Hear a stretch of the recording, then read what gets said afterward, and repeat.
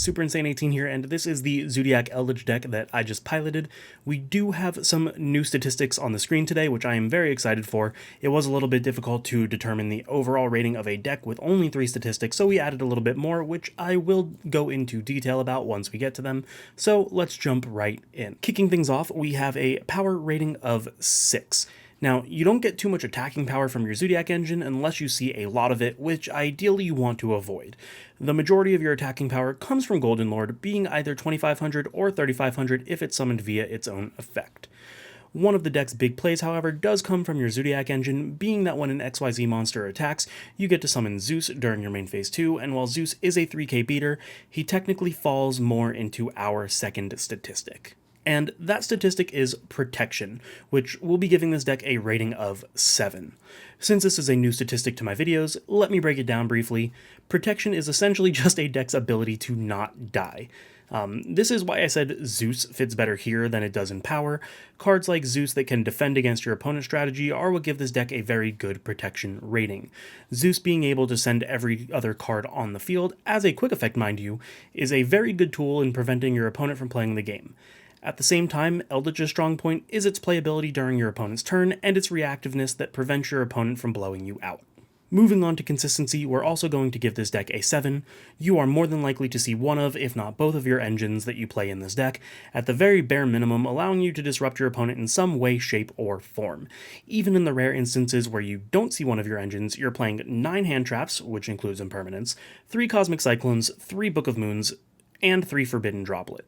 So even if you don't see one of your engines, you're still likely going to be able to hold off for a turn or two until you do. Versatility, another new statistic to my videos, is the adaptability and the ability for a deck to do a wide variety of things.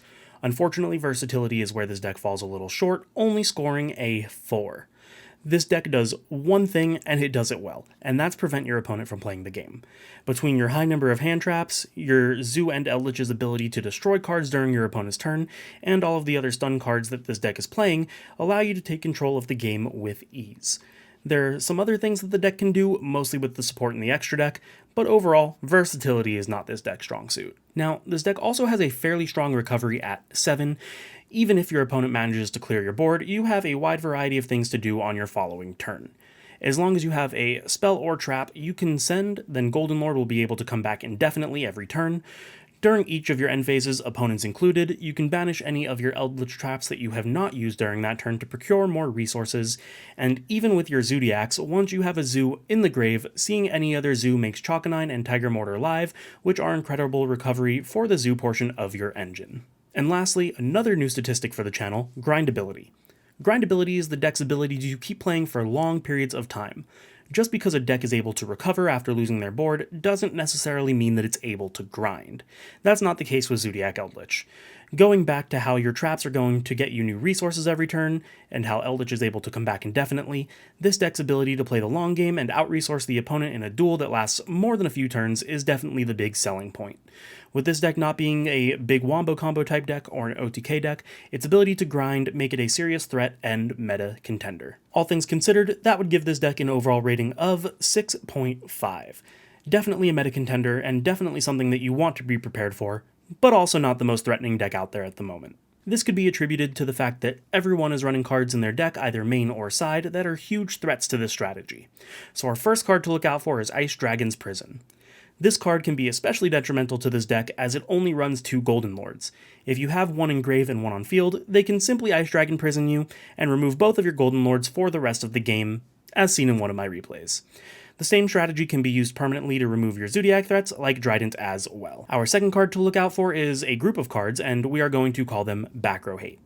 Certain back row hate is definitely more detrimental than others, for example Cosmic Cyclone banishing your traps and preventing them from being used in your graveyard, but even destruction like Twin Twisters and Harpy's Feather Duster are still relatively scary in their own rights.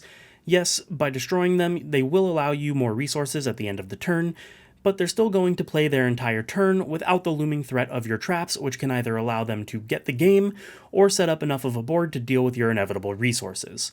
And lastly in this category we have Red Reboot, which is somewhat of a double-edged sword. They're able to play the entire turn without fear of traps, but you do get another trap of your choice. If they use this, they better go for game, or have a great follow-up, either way it's still a card to be aware of. Third is another group of cards that we've seen quite often called Tributors, and the two big threats here are Kaijus and Lava Golem. Typically, you're not going to end on more than 2 monsters, most commonly being only a Golden Lord and Trident. But with cards like Zeus and even your own traps that are able to summon themselves as monsters, leave you open to the threat of being hit with other cards such as Fear Mode. Tributors can be very effective against this deck, either removing the pop that you get with Zoodiac Trident, or getting rid of your Golden Lord, which will facilitate the ability for all of your traps to have their additional effect. And our final card to look out for is DD Crow. This should be pretty self-explanatory. Just about everything in your deck wants to be in the grave at one point or another. Crow can remove your traps before you're able to gain more resources off them. It can chain to the summon of Golden Lord, costing you a resource on the field while removing the benefit of getting your Golden Lord back, and even the Zoodiac engine can suffer from it as well, because a well-timed Crow can prevent the effects of Chalconine or Tiger Mortar as well. But, as always, we want to end the video with that negativity behind us, so we're going to talk about some beneficial cards that you could also run in this deck. To start things off, we're actually going to have an entire engine, that being the Dogmatika engine. Dogmatikas are a very good control engine consisting of half searchers and half control cards. Your searchers are mainly Nadir Servant and Ecclesia, while the control cards are Fleur-de-Lis and Punishment. Interestingly enough, this can also add a bit of power to your deck in the fact that Fleur will raise all Dogmatikas by 500 attack permanently when one declares an attack. With both Ecclesia and Fleur on your field, that's an additional 5,000 attack that you can add to your turn. Our second notable card is mostly just for the Zoodiac mirror match, but can potentially be useful against other decks as well, and that is Asa the Earth Charmer Immovable. This card can be used to special summon any Earth monster out of your opponent's graveyard, potentially giving you access to another Trident, if not just for the purpose of link climbing without the need of having your own additional monster. This can be easily made with any Zoodiac plus a monster, or even with your Eldlich traps by turning them into Link Spider, which is conveniently an Earth. Third, we have an XYZ-specific Apocryphal Towers, Infinitrack Fortress Megaclops. Go ahead and like the video if you were around for the pure hell that was Towers before Kaijus. Megaclops is a Link 3 monster that requires 3 XYZ monsters for its summon, which can be a hefty cost, but reaps some really good rewards. This card is a 4K beater that is entirely unaffected by other monsters' effects unless they are XYZ monsters. It also cannot be destroyed by battle, other than with XYZ monsters, so barring removal in the form of tributes, spells, or traps, this card is here to stay. It also pairs exceptionally well if you include the Dogmatika engine in your deck, because while Dogmatika Punishment will prevent you from using your extra deck, Megaclops can resummon XYZ monsters from the graveyard and snatch one of your opponent's monsters to attach to it as material.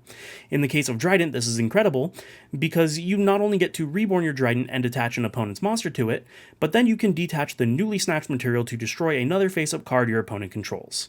And last, and admittedly the weakest entry in our notable cards, is Drill Driver Vespinato.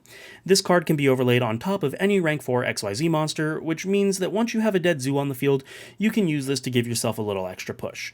It will turn that monster from nothing into a 2400 attacker that also deals piercing battle damage. But its biggest strong suit is its capability to facilitate another Zeus when you no longer have any Zoodiacs that are available to attack. And there you guys have it. That is our Zoodiac Eldlich deck. Hopefully you guys enjoyed. Make sure to like, subscribe, hit that notification bell. You know the deal by now. And if you enjoyed, stick around. Every Wednesday is going to be a video like this. We do have another Yu-Gi-Oh! Video coming on Monday, hopefully, and it is definitely going to be a good one. If you like this, I would 100% recommend it. So thank you guys so much for watching, and I will see you next time.